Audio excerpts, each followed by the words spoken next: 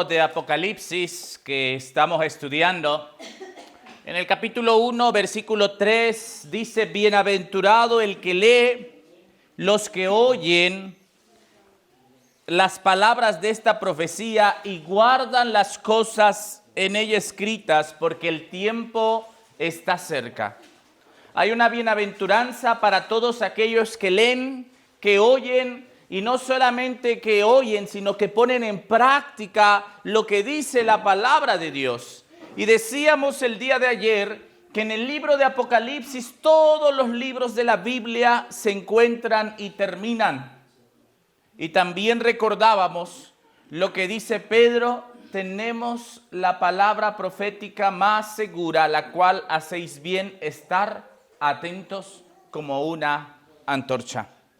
Y el día de ayer estudiábamos la primer parte del libro de Apocalipsis, capítulo 13. Aquella bestia, vamos a leerlo, una bestia que Juan vio muy similar al poder del cuerno pequeño de Daniel 7. Y Juan veía una bestia de 7 cabezas, 10 cuernos, y sobre sus cabezas un nombre blasfemo. Y estamos explicando qué representa esta bestia. Y concluimos que se refiere al poder papal. Se refiere a Roma papal este poder. Y lo veíamos en el tema de ayer, de acuerdo a la palabra de Dios. Pero hoy vamos a leer una parte que la palabra de Dios dice, precisamente hablando, dice que el dragón, a esta bestia, el dragón, dice la Biblia, le da su poder, su trono y grande autoridad. Y esto lo dice precisamente Apocalipsis capítulo 13, el versículo 2. Y eso es lo que vamos a estudiar el día de hoy. Y dice: y la bestia que viera semejante a un leopardo, y sus pies como de oso, y su boca como boca de león. Y veíamos que estos animales están descritos también en el capítulo 7 de Daniel. Y recordábamos que cada bestia, que cada animal, de acuerdo a Daniel 7, representan ¿qué cosa? Un reino, un poder. Y recordábamos que el león representa ¿a quién? A Babilonia. Y luego veíamos que el oso representa ¿a quién? Medos y persas. Y luego ¿a quién? A Grecia. Y luego la bestia espantosa y terrible representa ¿a quién?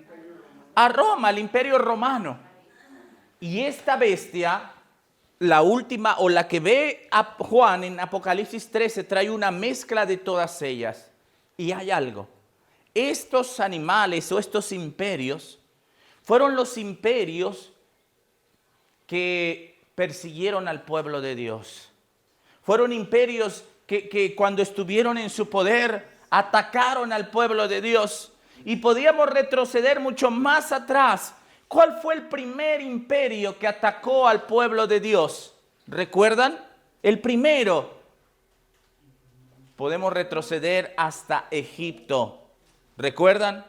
Egipto, cuando llegó ahí José y que Dios hizo grandes cosas por medio de José. Después ese reino, ese poder que era en aquel entonces la potencia del mundo, también tuvo cautivo ¿a quién? Al pueblo de Dios, al pueblo de Israel. Y lo persiguió y no lo dejaba salir. Y después podemos recordar al imperio asirio, que también atacó al pueblo de Dios, y luego al imperio babilónico. ¿Y por qué les digo esto? Porque más adelante vamos a volver a tocar esto. Pero bueno, ¿quién es ese dragón? ¿Quién es el dragón que le da autoridad al imperio papal, al papado? El libro de Apocalipsis capítulo 12, versículo 9 nos dice quién es ese dragón. 12:9 dice: y fue lanzado fuera el gran dragón, la serpiente antigua. Y a ver, niños, ¿a quién nos recuerda la serpiente antigua? Adán y Eva. Adán y Eva fueron engañados por la serpiente. Y el libro de Juan, capítulo 8, versículo 44, dice que Satanás es mentiroso y padre de mentira. Y dice Apocalipsis 12:9, el que se llama Diablo y Satanás, el cual engaña al mundo entero. fue arrojado a la tierra y sus ángeles fueron arrojados con él. En primera instancia, el dragón representa ¿a quién? Representa a Satanás. Pero yo quiero que recordemos algo. Cuando el dragón, cuando Satanás se presentó a Eva, no se presentó él, ¿verdad? ¿Utilizó qué? A la serpiente. Satanás no se presenta directamente. Satanás desde el principio es el engañador. Es el engañador. Entonces utiliza ¿qué? Utiliza otro medio. ¿Para qué? Para engañar. Y Adán y Eva, en Génesis capítulo 3, recordamos que utilizó una ¿qué? Una serpiente. Entonces, aquí nos da una pauta para entender que Satanás no se presenta directamente. Claro, si vemos en la palabra de Dios ocasiones en que Satanás fue directo cuando tentó a nuestro Señor Jesucristo. ¿Recuerdan? Jesús estaba en el desierto. Después de 40 días, Mateo 4, después de 40 días de ayuno. Y se presentó Satanás y le dijo, si eres hijo de Dios, di que estas piedras que se conviertan en pan. Entonces Satanás, bueno, para atacar al Hijo de Dios, no mandó a nadie, directamente él. Y siempre Satanás tiene un ataque contra Jesús, pero como Jesús ahora no está, ahora ataca ¿a quién? Ataca a los que lo siguen. Pero vamos a ver, vamos a regresar al libro de Apocalipsis, capítulo 12, y vamos a leer los versículos 3 al 6. Y dice la palabra de Dios así. Ahora, capítulo 12:1 empieza con una mujer vestida de blanco, pero no vamos a ver ese tema. Pero del 3 al 6 dice, apareció otra señal en el cielo. He aquí un gran dragón escarlata que tenía 7 cabezas y 10 cuernos y sus cabezas 7 diademas. Muy parecido a la bestia de Apocalipsis 13. ¿Recuerdan cuántas cabezas tenía la bestia de Apocalipsis 13? 7. ¿Y cuántas diademas? 10 diademas. Muy similar. Ahora, por eso dice que fue el dragón el que le da ¿qué? El poder y grande autoridad a esa bestia de Apocalipsis 13. Ahora continúa diciendo, y su cola arrastraba la tercera parte de las estrellas del cielo y las arrojó sobre la tierra, y el dragón se paró frente a la mujer que estaba para dar a luz a fin de devorar a su hijo tan pronto como naciese. Y ella dio a luz un hijo varón que regirá con vara de hierro a todas las naciones, y su hijo fue arrebatado para Dios y para su trono. Y la mujer huyó al desierto, donde tiene lugar preparado por Dios para que ahí la sustente por 1260 días. Ahora, aquí tenemos algunas cosas interesantes. Aquí describe al dragón escarlata que vimos que tenía 7 cabezas y 10 cuernos, similar a lo que tiene la bestia de Apocalipsis 13. ¿Y qué más? Dice que su cola arrastró la tercera parte de las estrellas del cielo. Cuando Satanás se reveló en el cielo, antes de que fuera Satanás era un ángel de luz. Y el libro de Isaías y el libro de Ezequiel lo describe como un hermoso ángel. Dice, ¿cómo caíste del cielo, oh lucero hijo de la mañana? Pero cuando Satanás cayó, engañó a la tercera parte de los ángeles del cielo. ¿Cómo sabemos? Porque la Biblia dice en Apocalipsis capítulo 1 que las estrellas representan, Apocalipsis capítulo 1, y vamos a leer el versículo 20, dice, el misterio de las 7 estrellas que has visto en mi diestra y de los 7 candeleros de oro. Las 7 estrellas son los ángeles de las 7 iglesias. ¿Qué representa en la Biblia las estrellas? ¿Representan qué? Y cuando dice que el dragón arrastró la tercera parte de las estrellas, ¿se refiere a qué? A que también se trajo ¿qué? Engañó a ángeles. Y son sus demonios, son sus secuaces. Y el libro de Isaías, capítulo 9, versículo 15, agrega algo. La palabra de Dios. Isaías 9:15 dice lo siguiente. Dice, el anciano y venerable de rostro es la cabeza. el profeta que enseña mentira es la cola. ¿Qué representa la cola de ese dragón? ¿Quién enseña qué? ¿Y qué dice Juan capítulo 8, versículo 44? ¿Por qué se trajo esos ángeles? Bueno, por medio también de ¿qué? De las mentiras. ¿Y qué utiliza Satanás en la actualidad para engañar al ser humano? Juan 8, 44. Dice la palabra de Dios: vosotros sois de vuestro padre el diablo, y los deseos de vuestro padre queréis hacer. Él ha sido homicida desde el principio y no ha permanecido en la verdad, porque no hay verdad en él. Cuando habla mentira, de suyo habla, porque es mentiroso y padre de mentira. Entonces la cola, dice según Isaías 9:15, es el profeta que enseña ¿qué? Mentiras. Eso representa la cola. Y si vemos la palabra de Dios, pues ahí es bien clara, ¿no? No deja la Biblia lugar a ¿qué? A duda. Entonces, ese dragón representa ¿a quién dijimos en primera instancia? A Satanás. Pero recordamos que Satanás nunca se presenta a él. Él siempre utiliza un medio. Pero, ahora miren, vamos a ir descifrando quién es el dragón. Claro, Satanás, pero ¿a quién utiliza el dragón? Hay algo interesante. Dice: el dragón se paró frente a la mujer que estaba para dar a luz, a fin de devorar a su hijo tan pronto como naciese. Ahora, la pregunta es: ¿quién es ese hijo que iba a dar a luz la mujer? ¿Quién es? Ella dio a luz un hijo varón que regirá con vara de hierro a todas las naciones. ¿Quién será ese hijo varón que regirá con vara de hierro a todas las naciones? Y ahí está la clave. Y su hijo fue arrebatado para Dios y para su trono. El único que rige con vara de hierro y que fue arrebatado al cielo, ¿quién es? Es nuestro Señor Jesús. Pero hay algunos versículos que nos describen esto. Un ejemplo, Salmos 27:9, no se alcanza a leer, quizás 2:7-9 dice: yo publicaré el decreto. El Señor me ha dicho: mi hijo eres tú, yo te engendré hoy. Y te daré por herencia a las naciones y como posesión tuya los confines de la tierra. Los quebrarás con vara de hierro y como vasija de alfarero los desmenuzarás. Aquí tenemos una profecía mesiánica. Y aquí el Padre dice: mi hijo eres tú, yo te engendré hoy.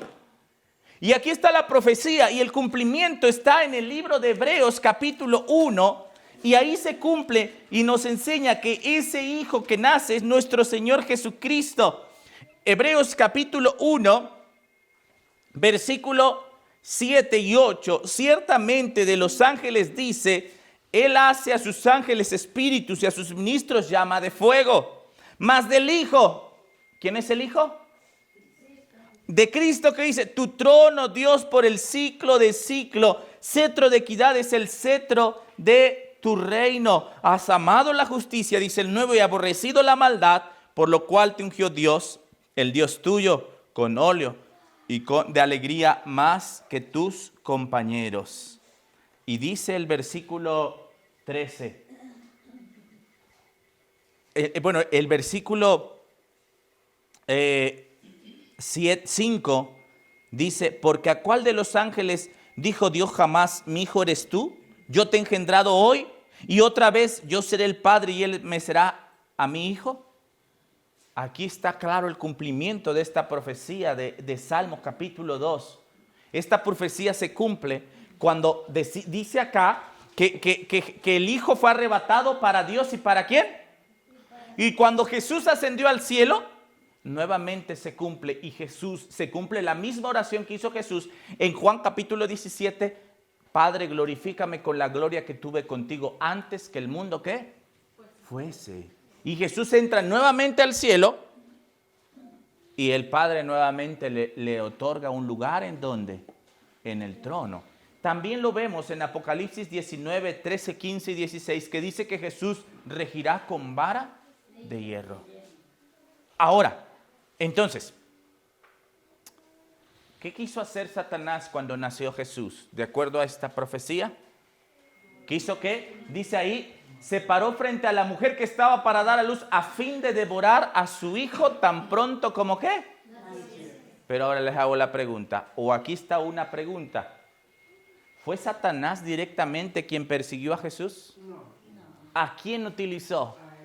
A Herodes. Entonces, les digo, Herodes era un rey. ¿Y utilizó a quién? Fue utilizado por Satanás. Y vamos a avanzar. Dice este testimonio, deseado de toda la gente, 707, cuando Jesús vino al mundo, el poder de Satanás fue dirigido contra él desde que apareció como niño en Belén. El usurpador obró para lograr su destrucción. De toda manera posible procuró impedir que Jesús alcanzase una infancia perfecta, una virilidad inmaculada y un ministerio santo y un sacrificio sin mancha. Pero hay una pregunta. ¿Cuál es la pregunta? ¿A quién utilizó Satanás para perseguir a Jesús y a su iglesia? Ya vimos que Herodes. Pero aquí hay algo interesante. ¿Herodes de dónde era rey? De Judea. El hermano dice algo. ¿Él era qué? Bueno, el pueblo judío tenía sus reyes. Pero cuando Roma empieza a conquistar la tierra, a Judea, Roma empieza a ponerle sus reyes. Ya no eran reyes judíos, sino eran puestos ¿por quién? Por Roma. ¿Y a quién utilizó Satanás entonces? ¿Por qué dice la Biblia? Ahora, aquí hay otra pregunta. ¿Por qué dice la Biblia que el dragón arrastró la tercera parte de las estrellas? Ahora, vamos a lo siguiente. Vimos que el dragón es ¿quién? Es Satanás. ¿Sí? Pero Satanás nunca él es el que va a perseguir directamente al pueblo de Dios. Siempre utiliza ¿qué? A alguien. ¿Y a quién utilizó? En tiempos de Jesús estaba el imperio romano como el imperio pues que dirigía todo. Y él oponía a los reyes. ¿Sí? Incluso cuando Jesús murió, pues los reyes, el rey que estaba ahí, que era Herodes, ¿sí? que era el nieto de este Herodes, el grande, y Pilato, pues eran puestos, ¿por qué? Por Roma. Eran puestos por Roma. Pero a ver, entonces, vimos que la cola de engaños, de acuerdo a Isaías 9:15, es una cola de engaños, ¿sí? Y vimos que Satanás, cuando fue arrojado del cielo, trajo a la tercera parte de los ángeles. Pero si esto se refiere también a Roma, ¿qué quiere decir que Satanás, o que el imperio romano, o que Satanás también echó por tierra la tercera parte? Hay algo interesante, los judíos se gobernaban por sacerdotes, se gobernaban por el Sanedrín en tiempos de Cristo y por los reyes. Ahora, de estos tres tipos de, no que se gobernaban, sino que eran los que dirigían a los judíos, el imperio romano se adueñó ¿de quiénes? Se adueñó de los reyes, de estas, o esta es una parte, otra parte, una tercera parte quedó del lado del imperio ¿qué? Romano, y que eran los reyes, porque Roma ponía los reyes para Jerusalén, para los judíos. Aunque debemos de decir que aún los sacerdotes en tiempo de Jesús estaban ¿cómo? Corrompidos. Y otros, que era el Sanedrín, que era también un equipo de líderes, de dirigentes, pues tampoco andaban tan bien. También fueron utilizados por Satanás. Pero quienes estaban completamente controlados por el imperio romano, ¿eran quiénes? Eran los reyes. Por eso también podemos entender que cuando Satanás arrastró la tercera parte de los ángeles y utiliza a Roma, y entonces el dragón es Roma en su fase imperial de los emperadores, ¿sí? Entonces Roma toma una tercera parte que eran los reyes de los judíos y a ellos utiliza para perseguir a Jesús y luego para perseguir al pueblo de Dios. Pero vamos a avanzar. Conflicto de los siglos 4:91 dice, en dicho capítulo vemos que el dragón es Satanás. Ya lo habíamos visto. Fue él quien indujo a Herodes a procurar la muerte del Salvador. Pero el agente principal de Satanás al guerrear contra Cristo y su pueblo durante los primeros siglos de la era cristiana fue el Imperio Romano, en el cual prevalecía la religión pagana. Entonces, ¿quién es el dragón? El Imperio Romano. Bueno, Satanás, ¿y utiliza a quién? Al Imperio Romano. Así que si bien el dragón representa primero a Satanás en sentido derivado, es símbolo de la Roma pagana. La Roma pagana que conquistó a Grecia.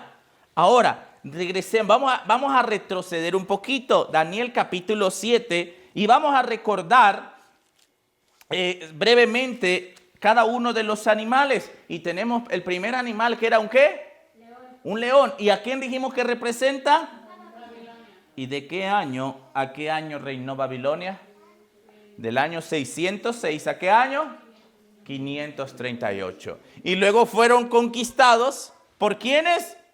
Por los medos y los persas, precisamente en el cumpleaños de Belsasar, en la fiesta de Belsasar. Y en el 538 es conquistado y los medos y los persas persisten o sobreviven o reinan ¿hasta qué año?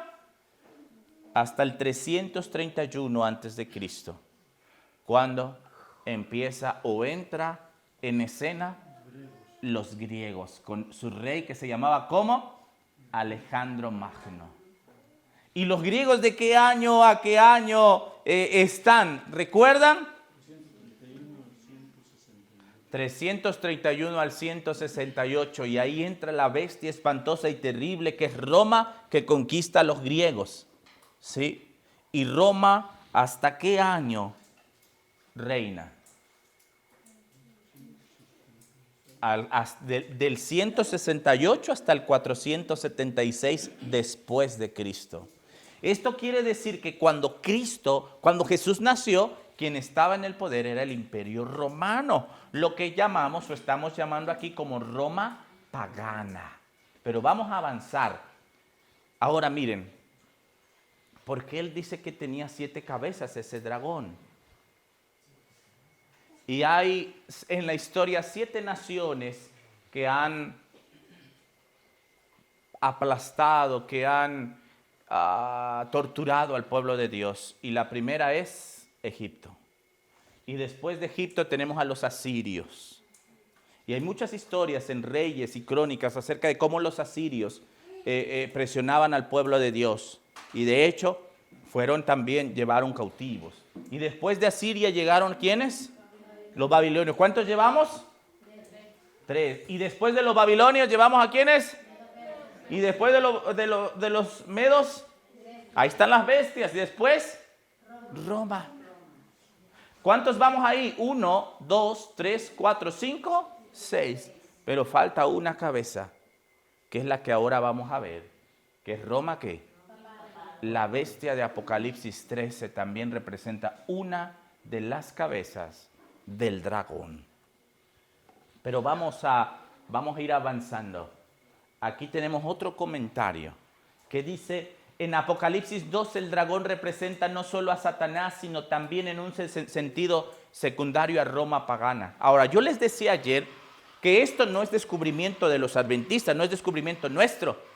Desde la Edad Media, los grupos protestantes decían que la bestia de Apocalipsis 13 era el papado. No es algo que nosotros decimos. Y la Biblia es clara. La Biblia no nos deja lugar a duda. Ayer vimos las características de la bestia y vimos que se identifica bien con el poder papal. Ahora, en Apocalipsis 13 el dragón transfiere su poder perseguidor al sucesor de la Roma pagana, o sea, la Roma eclesiástica. O sea, llega el momento que Roma pagana de emperadores pasa a ser una Roma cristiana aparentemente. Y ahorita vamos a ver, en ese momento de la era de la iglesia, la bestia del mar comienza a desempeñar el papel del cuerno pequeño de Daniel 7. Apocalipsis 13 comienza con la transferencia del poder y de su trono, la capital y autoridad de la Roma pagana a la Roma papal. Dice que el dragón le dio su poder, ¿qué más? Su trono y ¿qué más? ¿Cómo que le dio su trono? Vamos a avanzar. ¿Qué simboliza? Bueno, aquí tenemos otra pregunta. La respuesta es, en primer lugar, a Satanás, como se ha demostrado antes, y al Imperio Romano. El dragón representa al Imperio Romano, que le va a ceder el trono a Roma papal. ¿De qué manera? Vamos a avanzar. Ya vimos esto. Dice que el dragón le dio su poder, su trono y grande autoridad. Pero vamos a avanzar. ¿De qué forma el dragón, o sea, Roma papana, le da autoridad a la bestia de Apocalipsis 13, a Roma papal? Miren, aquí tenemos a tres personajes muy interesantes en la historia. El primero es Constantino. Constantino era emperador romano en el siglo IV. ¿Sí? Él era emperador romano. ¿Y qué hizo Constantino? Constantino legalizó el cristianismo en todo el imperio, puesto que él se convirtió al cristianismo. O sea, él era romano, era pagano. Entonces, él se convierte ¿en qué? Se convierte en cristiano. ¿Y qué hace? Trasladó su capital a Bizancio para unir la parte oriental con la occidental de su imperio y dejó un vacío liderazgo en Roma. O sea, cuando él traslada la capital de su imperio a Bizancio, se queda vacía Roma. ¿Y qué hace? Por fin el Papa llenó este vacío. ¿Quién se quedó ahí en la capital? A tal grado que ahora el papado tiene su sede ¿en dónde? En el Vaticano, en Roma, Italia. Pero fue a causa de que Constantino, que se hace cristiano, pasa a Bizancio, su capital de su imperio, deja vacía la silla de Roma y empieza a permitir que el Papa empiece a tomar un lugar prominente.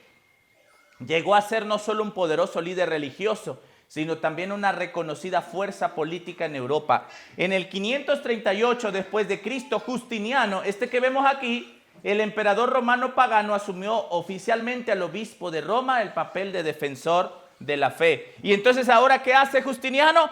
Ya lo pone como el vicario de Cristo, lo pone como el que va a dirigir la fe de todo el mundo. Por eso dice que Roma pagana le da autoridad y ¿qué más le da? Le da poder y le da su trono. Y entra en escena otro rey que es de Francia, Clovis. Cuando Clodoveo o Clovis se convierte al catolicismo, también le da fuerza ¿a qué? A la religión católica. Y creemos o sabemos que en el 508 Clodoveo se bautiza como católico. Y esto agarra más fuerza el imperio católico, el imperio papal. Por eso dice la Biblia que el dragón le dio su poder, su trono y grande autoridad. Ahora, ¿qué más pasó?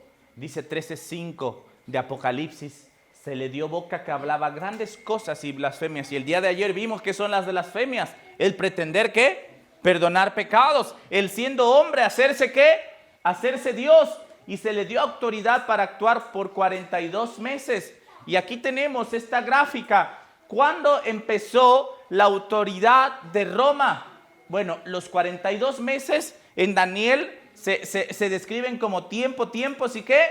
Y medio tiempo. Y en Apocalipsis 12 se describen como 1260 días. Y aquí tenemos este periodo.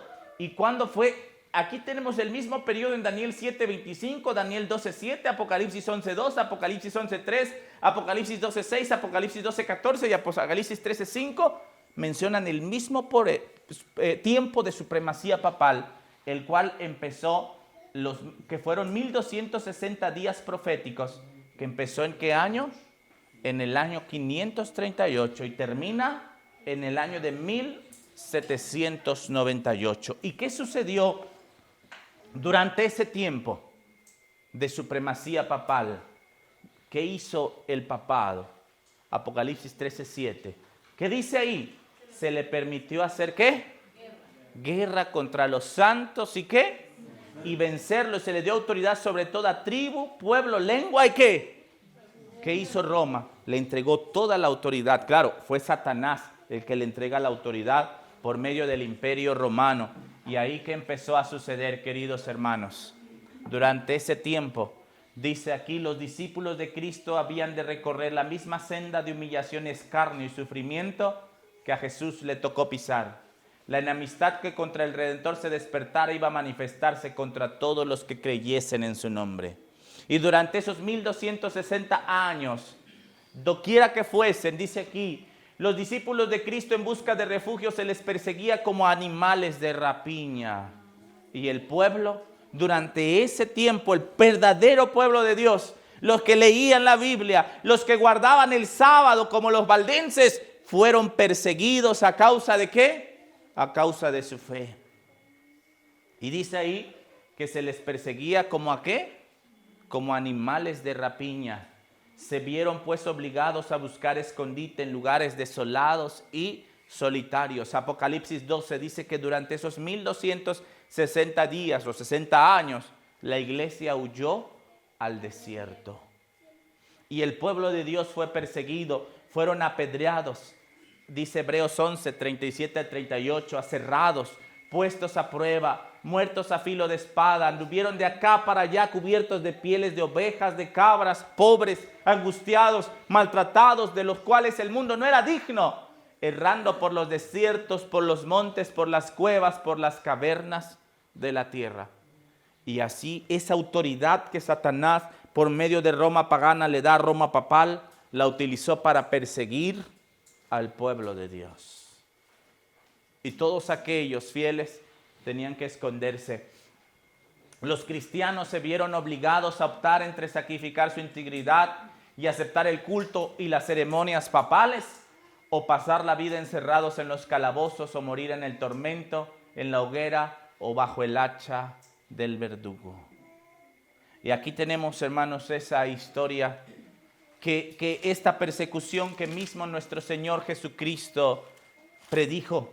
En el libro de Mateo capítulo 24, Jesús también predijo esta persecución entre las señales que Jesús dio a su pueblo. Dice la palabra de Dios en el versículo, en el capítulo 24, versículo 29, dice, inmediatamente después de la gran tribulación. Y dice también el versículo 9, os entregarán a tribulación y os matarán y seréis aborrecidos de todas las gentes por causa de ¿qué? De mi nombre. Queridos hermanos, quiero ir concluyendo con esto. Y aquí vemos la persecución. Pero sabes, esa persecución aún no termina. A pesar de que los años de supremacía papal concluyeron, Jesús predijo que antes de que Él viniera por segunda vez también habría una ¿qué? Una persecución. Pero yo quiero preguntarte algo, hermano y hermana. ¿Tú vas a ser perseguido o serás perseguidor? ¿De qué lado estarás tú? ¿Escucharon la pregunta? Aquí solamente hay dos equipos. El que persigue y el perseguido. ¿Y de qué lado vas a estar tú? ¿De qué lado? Si esa persecución volviera a empezar hoy mismo, de acuerdo a la vida que llevas, de acuerdo a lo que vives, ¿qué serás? ¿Perseguido o perseguidor? Queridos hermanos y amigos, nosotros seremos perseguidos por nuestra fe. Seremos perseguidos por lo que creemos. Esa persecución, queridos hermanos, aunque parcialmente terminó, no ha cesado. Y saben, tenemos datos, hay información de cómo en muchos lugares es perseguido el Hijo de Dios por creer en la Biblia. Pero llegará el momento, y lo vamos a estar viendo entre mañana y pasado, cómo esa persecución se empezará otra vez. Y la palabra de Dios dice, la persecución se desencadenó sobre los fieles con furia jamás conocida hasta entonces. Y el mundo vino a ser un vasto campo de batalla. Por centenares de años la iglesia de Cristo no halló más refugio que en la reclusión en la oscuridad. Y ahí lo dice la Apocalipsis 12:6, y la mujer huyó al desierto, donde tiene lugar aparejado de Dios, para que ahí lo mantenga por 1260 días. Queridos hermanos, Dios nunca deja a sus hijos fieles. Pero la pregunta es, ¿tú y yo somos fieles? ¿Estamos de parte de la verdad? Voy a concluir con lo que dice Lucas. Bueno, hay otro texto más. Lucas dice, seréis entregados aún por vuestros padres y hermanos, parientes y amigos, y matarán a algunos de vosotros, y seréis aborrecidos por todos por causa de ¿qué? De mi nombre. Ahí dice la palabra de Dios, que a los fieles de ahora también seremos ¿qué? Seremos aborrecidos. Como digo, la historia aquí no concluye. La realidad es que la persecución papal tuvo un fin. Los 1260 años terminaron, pero hay un texto que vamos a ver el día de mañana. El tema de mañana no se lo pierdan. Dice Apocalipsis 13:3, vi una de sus cabezas como herida de muerte, pero su herida mortal fue sanada. ¿Cuándo fue esa herida mortal? ¿Cuándo fue sanada esa herida? Ahora, vean lo que dice ahí. Esta bestia fue herida de muerte, pero dice la palabra de Dios que esa herida fue ¿qué? Sanada. Y estamos viviendo en el tiempo donde la herida de muerte de esta bestia de Apocalipsis 13 está siendo sanada.